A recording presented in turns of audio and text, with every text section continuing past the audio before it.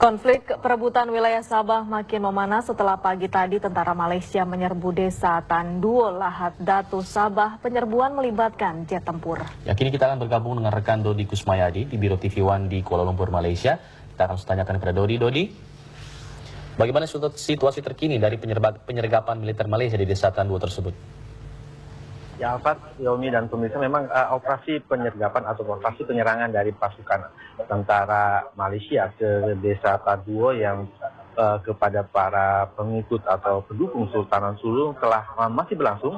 Tadi baru saja ada jumpa pers yang dilakukan oleh Menteri Pertahanan Malaysia, Zahid Hamidi, serta Menteri Dalam Negeri Hisamuddin, menyatakan bahwa operasi masih berlangsung dan saat ini pihak keamanan yang terdiri dari polisi Malaysia dan tentara Malaysia masih menyisir satu persatu rumah yang berada di kawasan desa Tanduo, dan operasi penyerangan sendiri dimulai dari pukul 7 tadi pagi dengan menggunakan sejumlah alat perang berat seperti 3 jet tempur F-18 dan 5 pesawat tempur jet jenis Hawk. Selain itu juga tentara Malaysia juga mengerahkan sejumlah armor personal carrier dan juga sekitar 5.000 tentara yang dikerahkan untuk mengepung desa Tanduo yang sekarang ini masih dikuasai oleh pasukan Sulu. Sementara itu sampai sejauh ini pemerintah Malaysia secara resmi menyatakan bahwa tidak ada satupun tentara maupun polisi Malaysia yang cedera maupun meninggal dalam operasi ini. Sementara itu mereka belum bisa memastikan berapa pihak korban yang diterima. Namun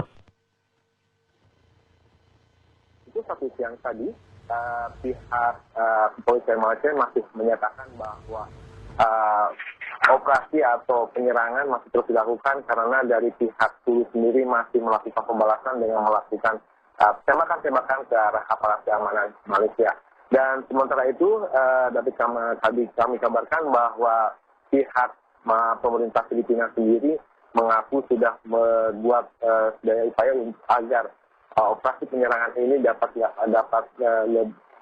tidak terlalu keras, memberikan maksimum toleransi kepada pihak dan tentara Sulu yang masih berada di Sabah. Namun memang pemerintah Malaysia ternyata menolak permintaan tersebut, dan saat ini pihak pemerintah Malaysia masih belum bisa mengkonfirmasi apakah operasi penyerangan ini masih telah selesai atau tidak. Namun demikian, berdasarkan informasi dari wartawan atau media setempat dinyatakan bahwa pihak rumah sakit yang berada di sekitar kawasan Lahad Datu, Semporna, dan Tawau saat ini telah disiapkan untuk menerima atau bila ada korban cedera dari kedua belah pihak.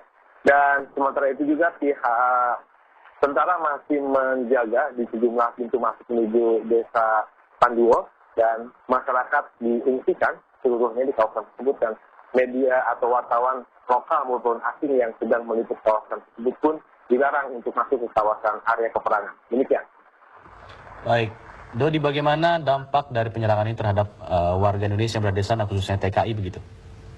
Ya, TKI sendiri yang berada di kawasan Selda Sahabat nomor 17, yaitu kebun kelapa sawit, tempat di area lokasi peperangan tersebut memang sudah dari hari sejak Jumat atau Sabtu kemarin telah diungsikan oleh pihak Selda ke kawasan yang jaraknya sekitar 20 km dari lokasi kejadian, dan mereka sendiri saat ini aman, dan beberapa TKI yang juga bekerja di sekitar area ladang Selda nomor 17 diliburkan untuk sementara oleh pihak majikan mereka karena mereka khawatir area peperangan berkembang atau menyebar ke sejumlah area lain. Dan menurut pemerintah Malaysia sendiri atau polisi Malaysia disebutkan bahwa peperangan ini terjadi pada sekitar kawasan